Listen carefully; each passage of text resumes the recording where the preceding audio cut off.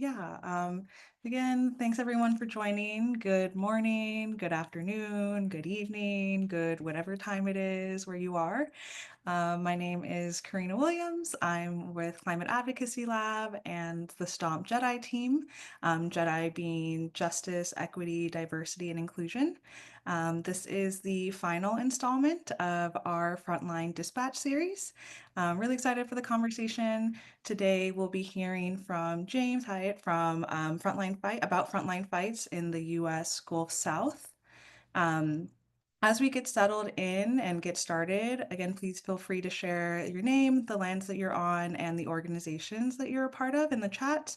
I'm currently calling in from Gabrielino and Tongva land. And as we enter this conversation on movements, community, and resilience, just think it's really important to acknowledge the history and life of the land that we occupy, and particularly the land and labor of Indigenous communities and Black communities.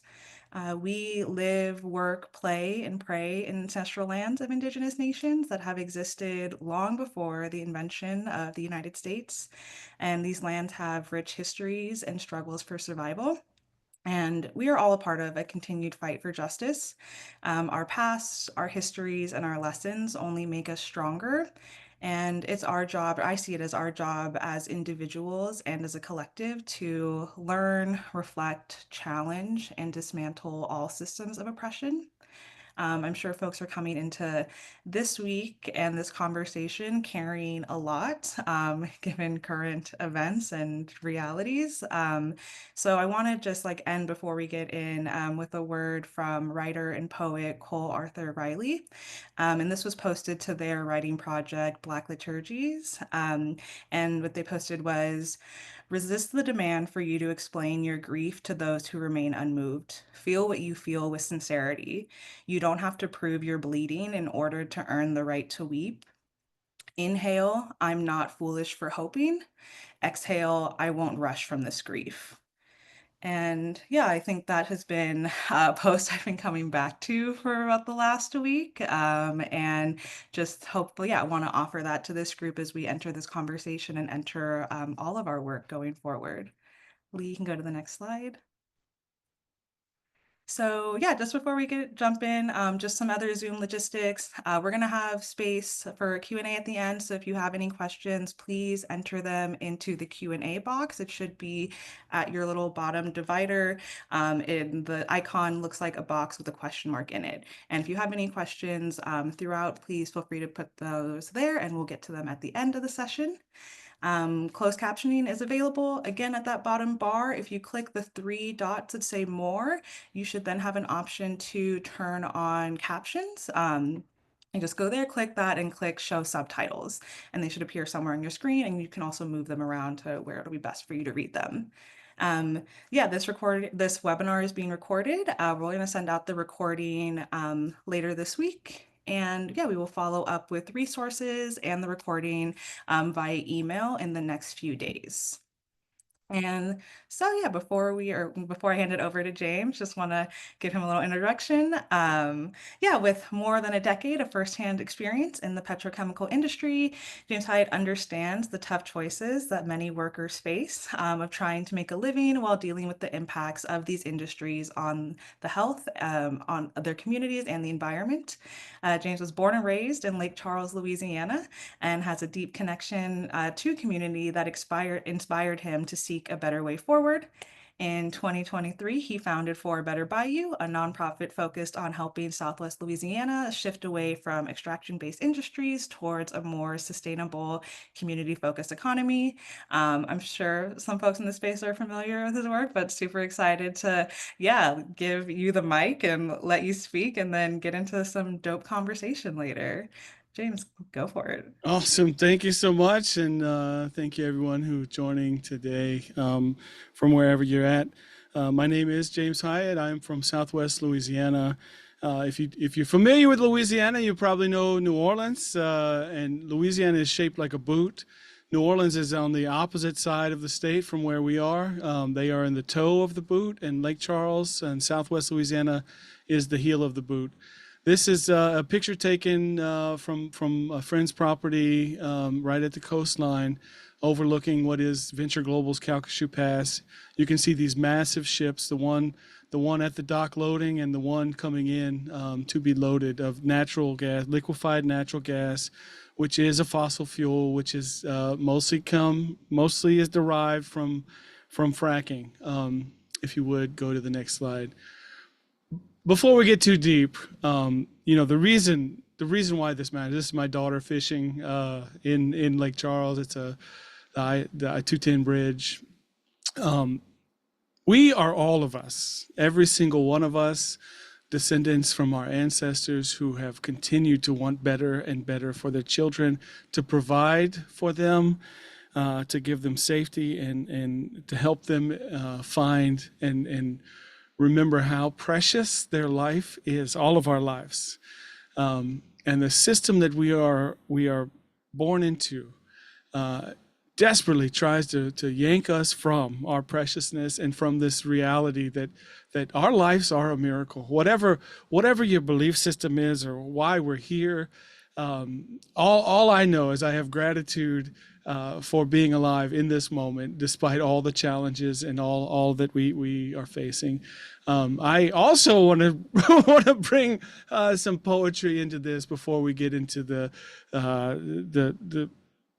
systems that are trying to continue to build out suffering for so many. The poem I picked was, I'm not quite sure if it's a poem or just a statement, but Mary Oliver speaks to me in so many ways. And I'd just like to read this of the Empire. We will be known as a culture that feared death and adored power, that tried to vanquish insecurity for the few and cared little for the penury of the many, the poverty of the many. We will be known as a culture that taught and rewarded the amassing of things, that spoke little, if at all, about the quality of life for people, other people, for dogs, for rivers. All the world in our eyes, they will say, was a commodity. And they will say that this structure was held together politically, which it was. And they will also say that our politics was no more than an apparatus to accommodate the feelings of the heart, and that the heart in those days was small and hard and full of meanness. I'm wearing a hat that says be kind. It's not a reminder to you to be kind. It's more, I wear all kind of hats that have different messages on them, and it reminds me to be kind, that even in the face of this oppressive system that continues to want to commodify everything, that wants us to live and to meet our cost of living. The cost of living is we were somehow miraculously born in this world, and we breathe this air that exchanges in our lungs every day, 20, 30 times a minute from the moment you were born, has been circulating this planet since its foundation, that it has been a part of other living things, that our breath is so inexplicably tied together with everything else. I think it is so important that we move in ways that acknowledge that all life is precious on this earth, and that it is a gift. And sometimes we can forget that. If you can go to the next slide. I'm here to talk about liquefied natural gas. There's a lot of questions, even in this community that has 3 of the nation's 8 existing export terminals. People are not sure what natural gas is. I have a gas stove, still have a gas stove, have you might have a gas water heater at your house. It's called natural gas because they punctured the earth and found this gas that was escaping could be burned. That's the only natural part about it. It is the breakdown of other living things from millions of years ago, but its component parts are methane, ethane, propane, butane, and then there's these condensates and natural gas liquids. The reality is that most natural gas is 80 to 95% methane. You may be well aware that methane is a potent greenhouse gas, is 80 times more potent than carbon dioxide in the short term, in the 20-year period. It is one of the driving forces that is driving the climate chaos that we are experiencing in Southwest Louisiana. We have no stranger to natural disasters, man-made disasters, because of our continued collective dependency on fossil fuels from 2005 until now. About every year, every other year, we suffer from a massive hurricane. Just in 2020, Southwest Louisiana, in the middle of a pandemic, in the middle of the polarization that has happened from there, and the polarization that happened also from some uprisings going on during that summer, we were hit with a hurricane, a Category 4 hurricane. My wife's name is Laura, and she hates it that the name of that hurricane was Hurricane Laura. 6 weeks later, we were hit by Hurricane Delta. Those two major storms came ashore 14 miles apart, not far from where that picture was taken at the beginning, where that export terminal was.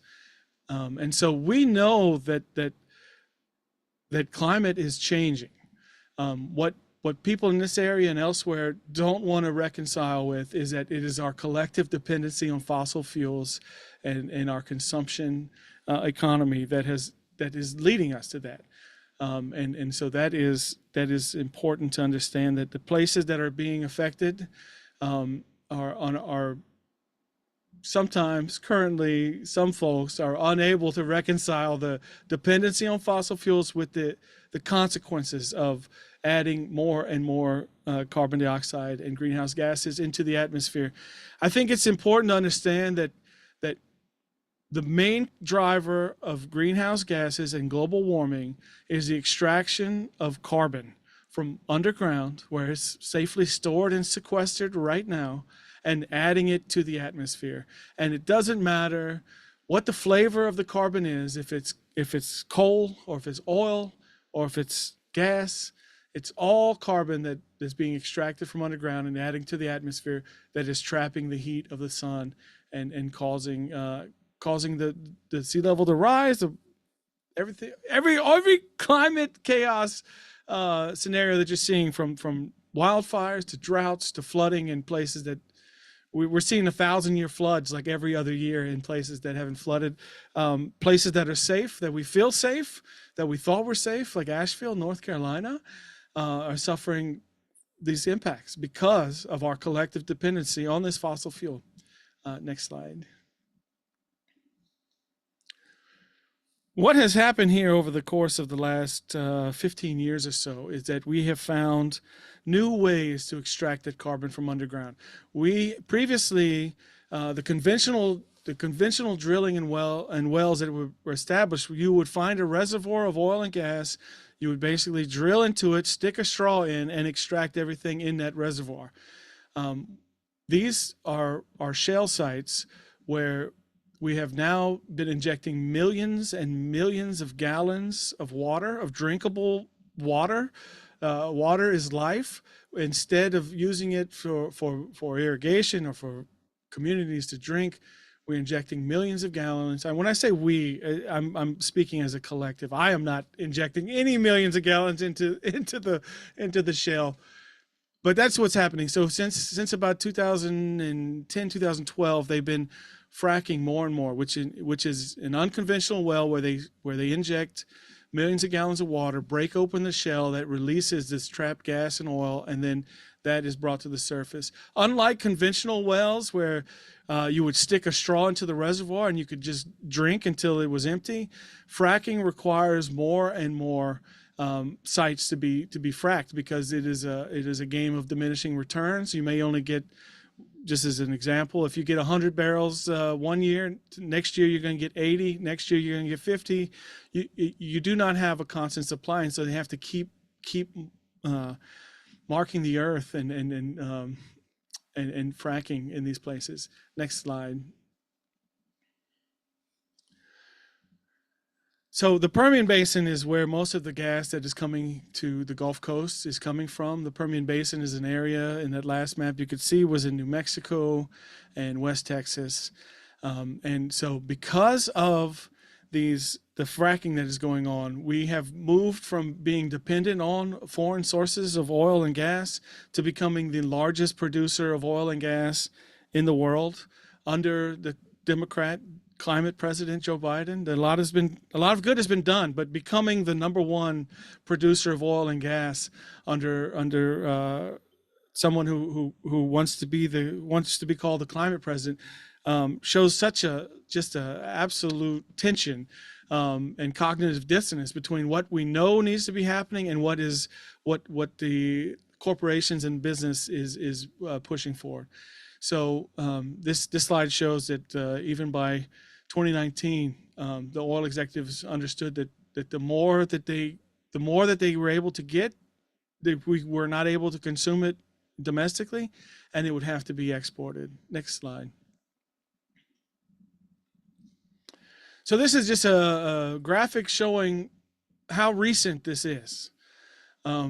We may have been addicted to oil and gas for quite a while, but the amount that is happening and being pushed to the Gulf Coast and even to Mexico, this stops in 2021, and there's even more pipelines now being proposed and being built currently to get more of this gas from the Permian Basin into the Gulf Coast and where it can be exported, because we are overproducing. This seems to be a common thing in the U.S. where we overconsume or overproduce. Can't quite seem to find a balance. The thing that's interesting to me about this is that when we first built these natural gas export terminals in Southwest Louisiana in 2007, they were built for import. Cheniere Sabine Pass, Cameron LNG, these two facilities were built because we did not know. We wanted to secure our our natural resources and have a place we could import it, for our energy security. And then they started fracking. And from fracking, now we have too much and we have to export it. We don't have to do any of this. Next slide. This is what the companies and the continued status quo wants to continue. So already in the country, we have 8 export terminals. One of them is pretty small up in Alaska. But as you can see in Louisiana, there's already 3 existing terminals that are operating today. There's 2 on the East Coast, but the mass concentration is in the Gulf Coast because of this overproduction of oil and gas. Next slide. And the reason why they're saying that we need to export all this gas, before Russia invaded Ukraine, they needed to export it because we didn't have that many export terminals being proposed at that time, or they weren't being funded, and that was because there's no need in the global market for the continued build out. Every one of these places in Asia and in Europe, they're having to build import terminals for that. And as this graphic from AIFA clearly shows, that it's not about defending our allies, or it's the same as most corporate enterprises. It's for shareholder value and profit making, not for community benefit, not for securing anything for the greater good. It's about the consolidation of profit into the pockets of the few. Next slide. Yeah, this is just another piece that a lot of people have heard this, that Russia invaded Ukraine, the Nord Stream pipeline was blown up, and Europe is going to freeze, is what we heard that first year that happened. Europe does not need all this gas. This gas is completely for profit. It has very little to do with the benefit for any community or families. Next slide. This is the piece that is should rattle you. We already have 8. We're already able to secure Europe through 2 winters, whatever that's worth. These are the proposed additional export terminals. Some of them are under construction. In Plaquemines, as they're almost completely finished. I think they may have actually taken a first shipment to cool down their tanks. In Port Arthur, which is right across the river in Texas, from Southwest Louisiana, there's two under construction: Golden Pass and this Port Arthur. What we don't what we don't see is the concentration of need for any of this. Like, so most of these, the ones that have been approved but are not under construction, you can see from their docket numbers, CP14, CP15. These have been approved since 2014, 2015, 2016. If there was a need for these facilities, they would have been built. There is no market for this. This is a sham put on by these companies, trying to say that these advocates or the activists, environmentalists, are stopping their progress. They have had over a decade. In the case of Lake Charles LNG, they have had a decade to build their facility, and they have not. And a lot of that has to do with the market, and that's why holding these banks accountable, letting them know the harms that are being caused. And there are harms being caused, right? A recent publication by Greenpeace and Sierra Club link the existing export facilities to over 60 premature deaths a year, almost $1 billion in healthcare costs associated with what already exists, and that number is even higher if they were to build out all of these. Go on to the next. I see I'm running out of time. And these, on top of the ones that are already approved, these are the ones that are being proposed to FERC. Go ahead. We spoke a lot about the profit. We spoke a lot about greenhouse gases. This is from Rand's report, Banking on Climate Chaos, that shows the greenhouse gas emissions tied to each one of these. Millions and millions of additional tons. And this is just from export terminals. This doesn't count, or we don't even know how much is actually escaping in the Permian Basin in these places where fracking is taking place. Go on to the next slide. This is a picture of, I mentioned the hurricane in 2020. So Cameron Parish is currently running on temporary generators. Here we are 4 years after these hurricanes. If you can read those tanks, it's methane refrigerated liquid. That is LNG that has been shipped over public roads from the middle of Texas, despite Southwest Louisiana already having the largest gas export terminal in the world. Natural gas export terminal. We are seeing that they're running these generators on LNG that's being shipped from the middle of Texas by truck on public roads. In January or June 3rd last year, this thing caught fire. Left the community of Cameron stuck between a ferry that was inoperable because there was no power and a massive fireball on the east side of town. These are not safe, and there's no reason. No fossil fuel is safe. The entire point of it, as I learned while working, is to combust, to explode, hopefully in a controlled manner that can propel cars or run motors and generators. But that is the point. They are dangerous liquids and gases, and that is the point of them, is to burn, combust, and explode. Go on to the next slide. This is taken from my friend's property in John Allaire just last year. They have a ship. There's a ship called Clean Energy that ships liquefied natural gas on the ocean there. What an oxymoronic name to call it clean energy. We've heard the industry continue to spout how it's clean burning, or you'll have your buses or your trash trucks in your neighborhood maybe have a little ad to brand that natural gas is clean, the cleanest burning fossil fuel. That small portion might be right. The actual burning of it might be cleaner than coal. But it is not cleaner than the sun, and the process by which they are extracting, by fracking, by injecting millions and millions of gallons of water, all of the methane, you should call them leaks, but they're really intentional releases all along the pipeline, and compressor station en route. There's absolutely nothing clean about continuing dependency on fossil fuels. It is not clean. It's not green. It's none of those things. And probably most people on this call recognize that. But the more we can help our neighbors understand it's not natural and it's not clean. It is a continuation of the system that inflicts harm on communities and causes premature death the world over, and is will be causing the premature death of even more people if we are not able to help shift this mindset that is stuck on this. Go on to the next slide.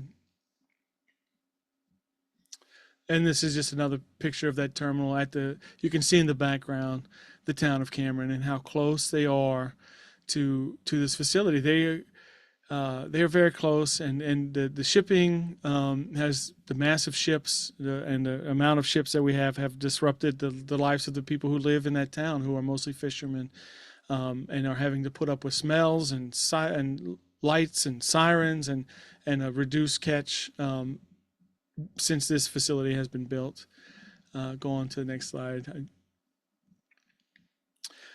This is another piece, a special thing that Louisiana likes to do. They have given away tax exemptions to corporations since the invention of the Industrial Tax Exemption Program, which happened in the early 1900s. We have subsidized corporations and paid them to pollute us in a massive amount. These limited jobs that are provided do not provide economic prosperity. They only really employ a couple hundred people. The three that operate here employ less than 1,000 people total, and the subsidies for those jobs are at $5 million per job is what we're subsidizing them at. There'll be a new report coming out shortly from the Sierra Club that shows the tax abatements that have been given in Texas and Louisiana. Go on to the next slide. And what's at stake here? This is a gift that my friend Jack Sweeney put together to show the eroding coastline. Starts in '98. If we'd have put some earlier pictures, that beach would have gone out even more. So after 2005 and Hurricane Rita, and 2007 Hurricane Ike and Gustav, on and on, Hurricane Harvey, Laura, Delta, constant wave action, we have watched the coastline erode. That is ongoing, and sea level rise can put Cameron Parish under a foot of water by 2050, in the next, which 15 years, 16 years. So it's really just remarkable. And one of the pieces here is you can kind of see on there. There's like a little pier that starts out. There's nothing in '98, and then in 2000, I think they built this fishing pier that I grew up in high school. We used to go down there and fish, and there was a beautiful park. And that's all taken away and given over because you can't use that road to get there anymore because of the facility. So there's no community benefit whatsoever from these things. They just extract and pollute. That's the main thing. Go on to the next slide. Yeah, and so I wanted to come back to this picture. It started off real kind of, maybe that's the way you're feeling too, and I am too. I feel that the way that we can move forward together has to be rooted in like our own groundedness and what a miracle this life is, and how we can help each other remember that it is a miracle, and we are all connected in deep ways that we don't fully understand, but our togetherness and our working together and across difference can make the difference. Can change things, no matter who the president is. We've gone civil rights. I mean, just looking at the short history of this country, we have overcome so many things when the obstacles seem insurmountable, when our imagination is full of just poverty and not abundance. But we have overcome so much, and to get to this point, there's no way that we're going to allow a subset of corporate profiteers and their orchestrated people continue to extract and exploit and tell us that we're just going to have to take it like this. So another Mary Oliver poem here. The summer day, even though it is almost winter, right? Who made the world? Who made the swan, the black bear?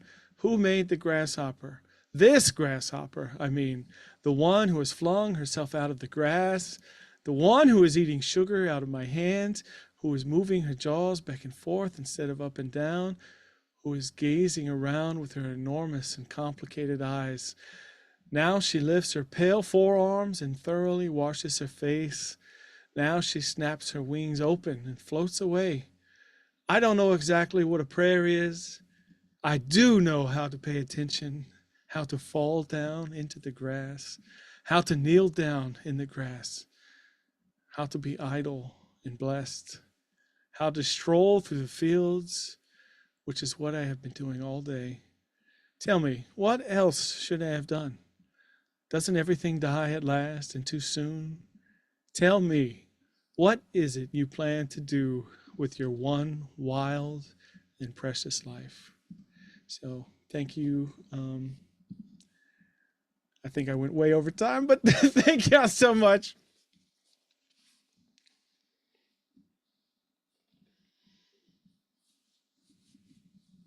I see there's some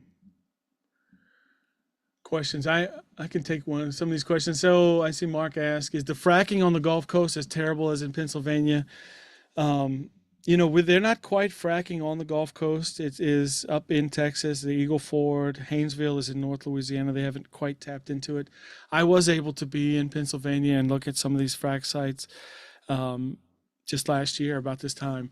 And the one story that I will share from that is that people feel alone. These companies work and operate in a way that make you want to feel like you are the only one taking on a behemoth. You are the one taking on Goliath by yourself.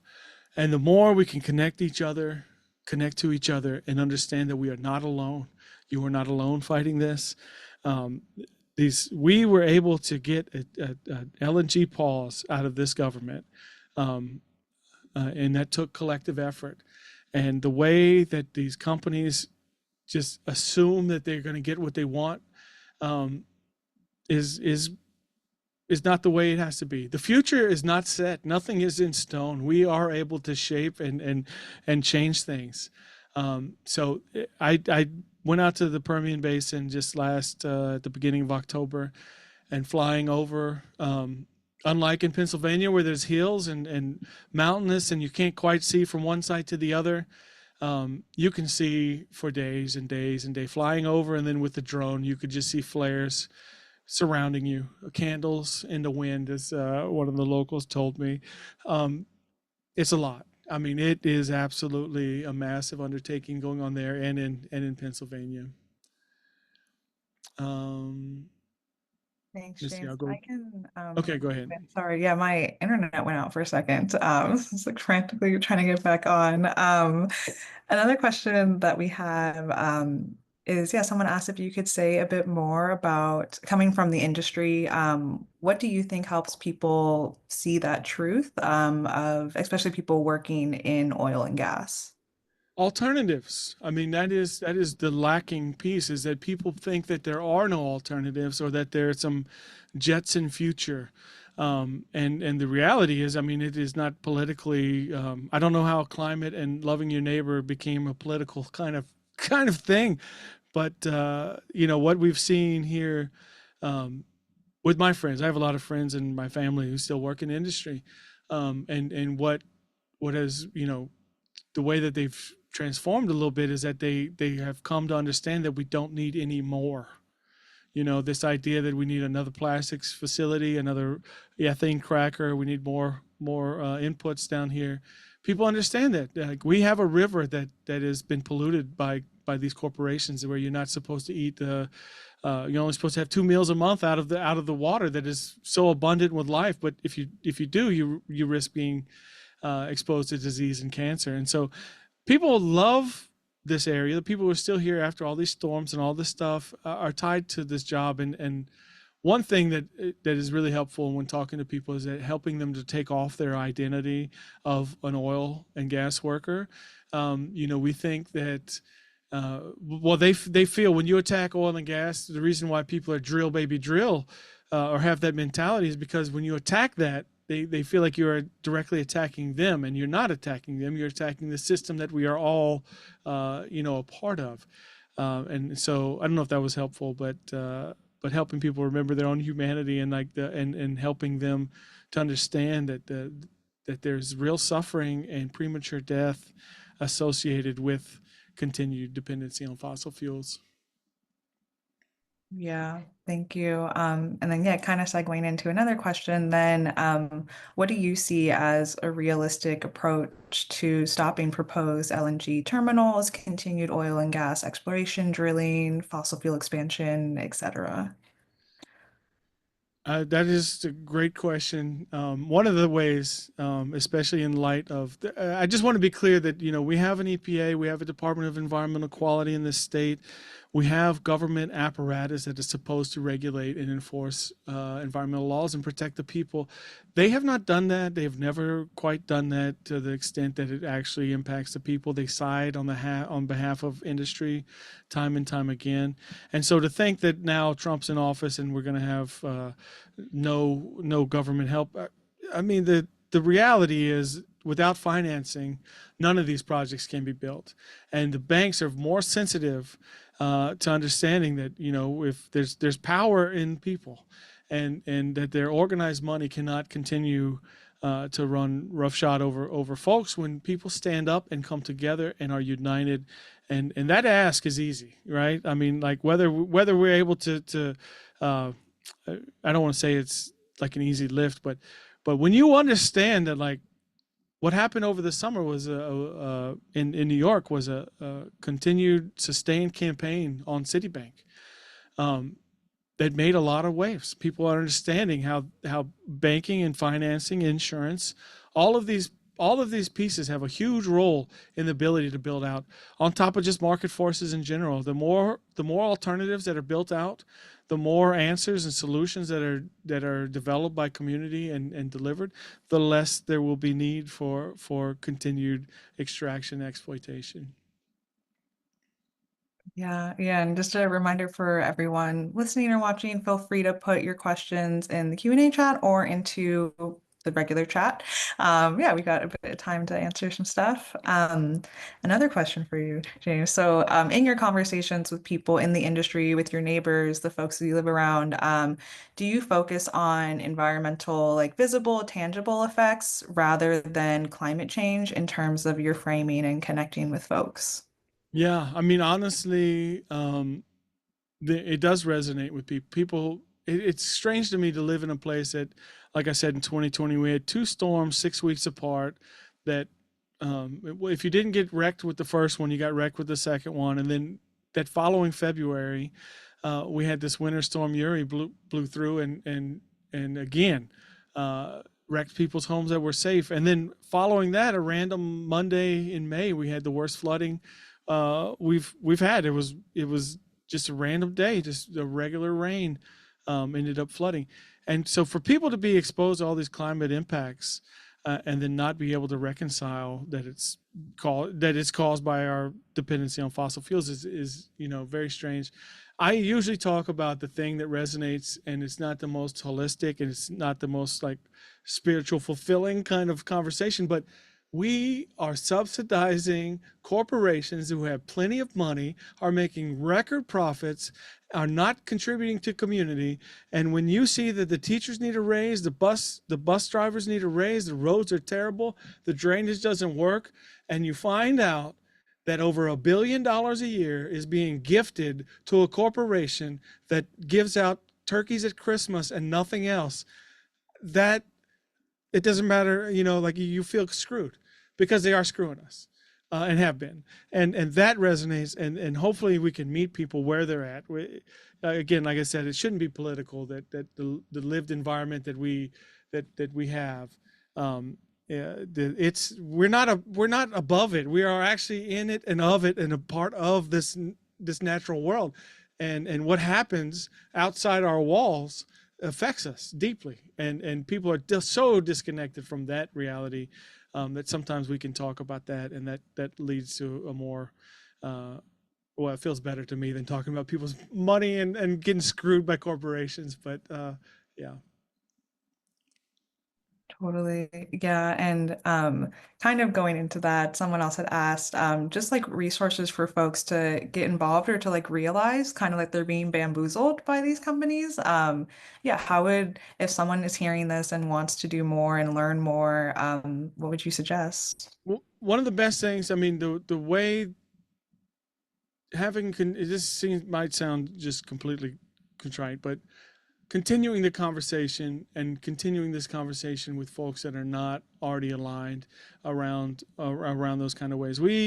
Um, I've spoken up at the Public Service Commission meetings to help people understand um, that the way that we generate power in this country is so in Louisiana specifically is 70% of the electricity is generated by natural gas, and we export so much of it that it drives up the cost for all of us. And to explore ways that natural gas is a part of the system at large. Agriculture, you may not be aware, but a lot of natural gas goes into the production of fertilizer, and so we saw fertilizer prices go through the roof, and then we saw the food prices go up, and people want to blame political actors. It was a market force of exporting more gas than we needed to, because and not keeping enough to keep our own production or people comfortable. Um, that's not an easy thing to understand how intricately related and tied in all of these fossil fuels have been in all across all sectors.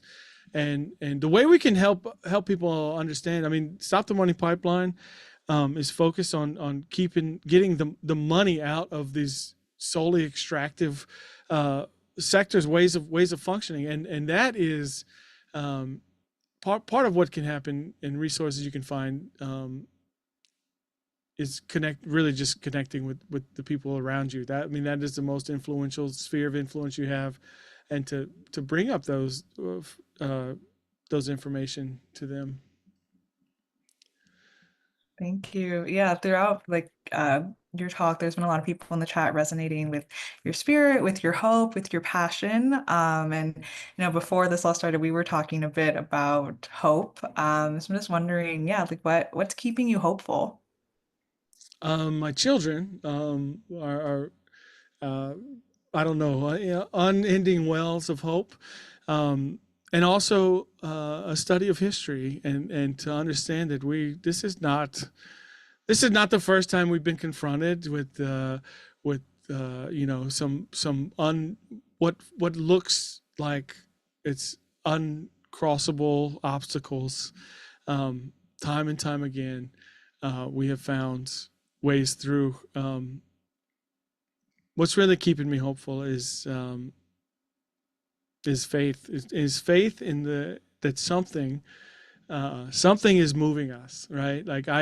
If you'd have told me that 10 years ago that I would have been not in a refinery, that I would be, I'd be doing this kind of work and connecting with people who are not centered on getting a new boat or a big car or whatever the thing is, keeping up with the Joneses, I'd be working alongside people who are concerned greatly with the liberation of everyone, the collective, to understand that we are all of us. No man is an island, no woman is an island. We are all of us so interdependent on each other and the living processes of this world that were established long before capitalism or I got to get mine mentality was around.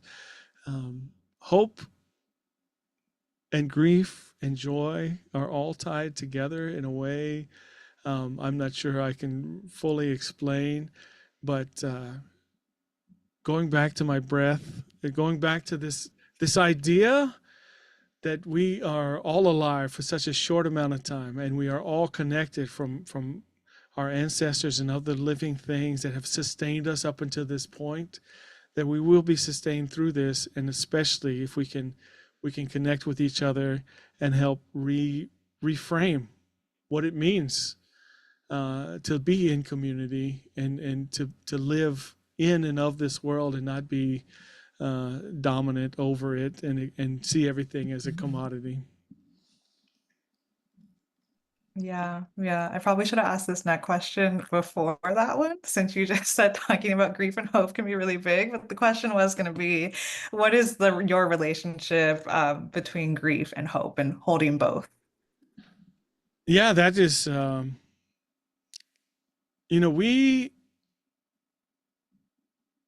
all have, or will, if you haven't had that experience yet, will go through periods where all seems lost, right? And just looking back on my own life, I can think of the ways that loss has been a major influence and a motivator. Um, sometimes sometimes we want to rush through feeling those things that imprint on us, imprint on our hearts. We want to be through with the whatever pain that comes with grief. But the reality is that without having that sense of loss and that sense of understanding, I'll just speak. My mother passed about 2 years ago, 2.5 years ago. I would trade all that to have her back, but that's not the reality. The reality is that we, all of us, are only here for a short amount of time. We, all of us, are going to lose people we love. We lose jobs. We're going to lose connection. Sometimes, and this is the way I've learned through my own faith tradition, that the sun rises every day and it also dies every day. And that is the pattern of life. The pattern of life is, in Christian terms, life, death, and resurrection, over and over and over. It's order, it's disorder, and it's reorder. And um, if we could get past the death part, if we could just skip that, I mean, who wouldn't want to get to a resurrection, to get to the beautiful sunrise, to get to the better thing that's on the other side when you pass through that pain and that grief. But the reality is you can't bypass the grief. It has an important teacher, but in that grief, it's important to hold on to the hope of the resurrection, the hope of the dawning of the sun rising the next day, and those things tied together, I think, really give a depth and a breadth of what a beautiful life we all get to experience. Even if in this moment it feels like death, I know that the sun will rise and we will have. We could, if we work together, and if we can stay connected, we can have a better day after whatever grief and painful period we will or are going through. Thanks for that question.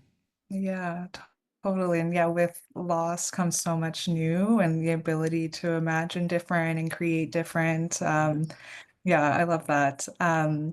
Another question that we had, or a comment that I think connects to an earlier session, Kathy put in the chat when you were talking about like making a commitment to stop buying what you don't need, to stop keeping up with the Joneses, like this need to buy no more junk. And it's making me think of something that Miss Sharon Levine shared at our last session around conveniency culture, and this is around plastic. And she was saying, like, we don't need to buy plastic water bottles. Like there are those small changes in conveniency and into our lives that do have these larger changes. And I'm just wondering, yeah, thinking about LNG in your work, where does conveniency and our idea of conveniency play into this fight?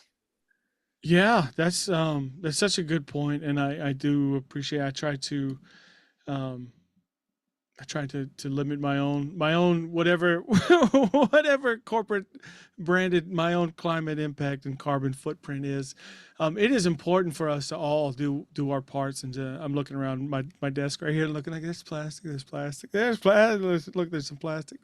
Um, our own impact makes a huge difference. You've heard this story about the kid throwing the starfish back in the water, and there's so many on the beach. You're not going to save them all. Well, you save that one.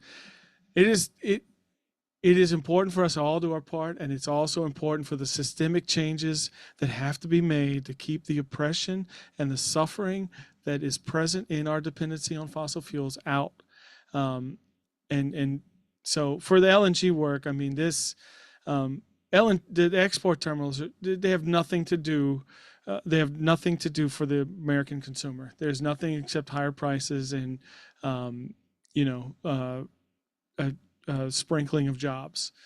Um, I think for people to understand that all of us renegotiate with this system on a daily basis about what things we're willing to put up with and what things we just will not do.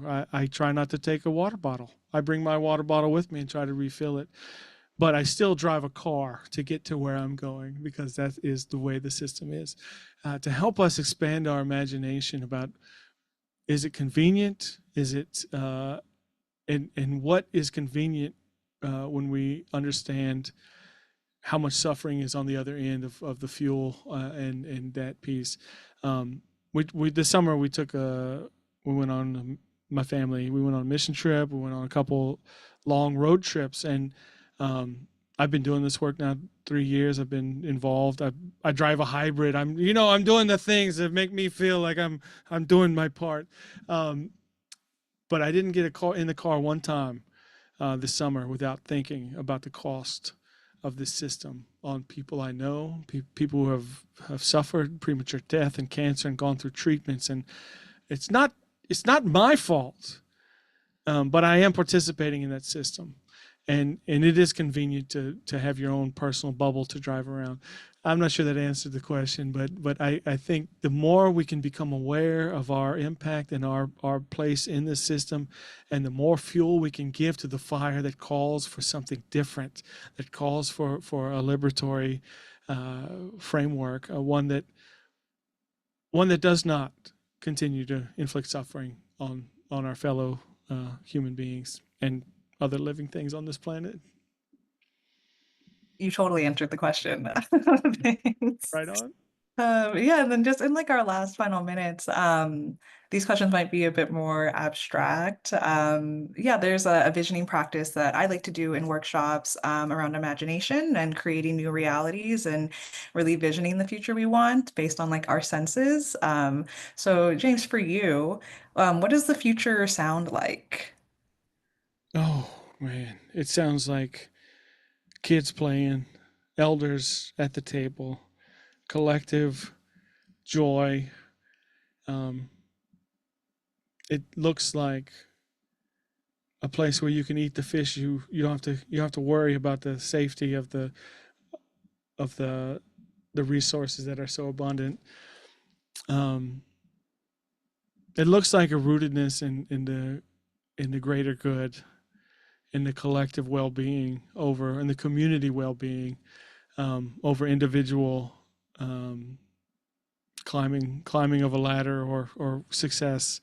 It takes a lot to um, it takes a lot to reframe things when the entire apparatus has taught us that you got to get yours first.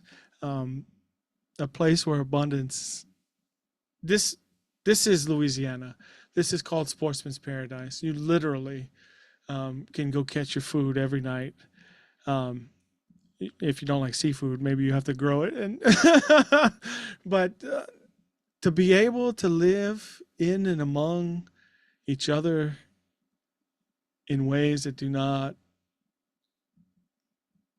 continue to to create such a gradient between people who have too much and those who can't even find a meal, to live simply so others can simply live, to us so we can simply live and be. And yeah, thank you for that question.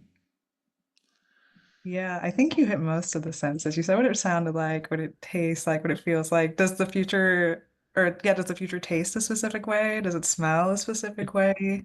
it smells like a crawfish boil. It's pretty spicy.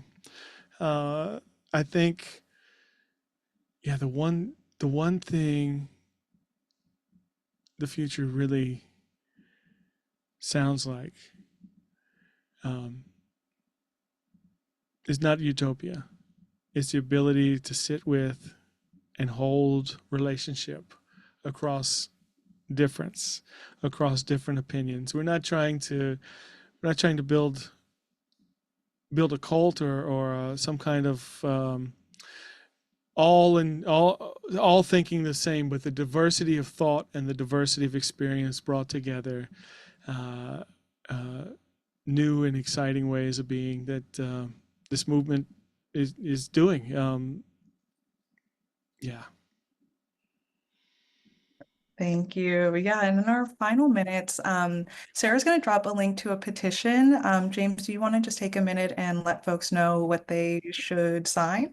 Yeah, please sign on to this petition. There is um, in Southwest Louisiana. We I mentioned for a moment that we had an LNG pause. The DOE had paused the export licenses, and shortly after that, a bunch of governors got together and sued them. And the local federal district judge ruled that he put a stay on the pause, which doesn't quite work out. This same judge, the EPA, was looking into enforcing some of the civil rights violations that's been taking place in Cancer Alley and elsewhere, the disparate impacts, the way that the impacts of these facilities affect marginalized communities. This same judge uh, ruled that the EPA cannot use civil rights in Louisiana, the disparate impacts, to prosecute or to hold these companies accountable. Another piece that's going on is there's an energy reform permitting bill where they want to say that we're going to reform, we're going to push through transmission lines, but not. But you also have to expedite all these LNG exports. So in this petition, if you'll sign it, you can read it. There's a lot of information in there, some background information. It is just to say that we stand on the side of the people, those marginalized and affected, and that we will no longer allow for any political process to marginalize and continue to exploit on behalf of multi-billion-dollar multinational corporations. That the government of we the people is we all the people, not to leave anyone out. So there's that. Um, Thank you. Yeah, seeing some folks having trouble with it, at least the second page, but yeah, folks have the link. We might yeah, just kind of do some tweaking on the back end. Thanks everyone for being here. Thank you, James, for being here and sharing your wisdom. Yeah, please, like the Jedi team's so excited to hold events like this. Please, folks, like let us know if there are things you're looking for, conversations you want to have. I know we started with two poems, just going to end really quickly too on another quick little word from Sonia Sanchez, another really amazing writer and poet, which she just says when talking about repair, I shall become a collector of me. I shall become a collector of me. I shall become a collector of me and put meat on my soul. So just, yeah, again, to leave folks with holding both hope and grief, holding knowledge and change. Thank you again for joining us. Yeah, I hope y'all learned something. We'll send out again the recording and any links that were shared. Thanks so much. Thank you all.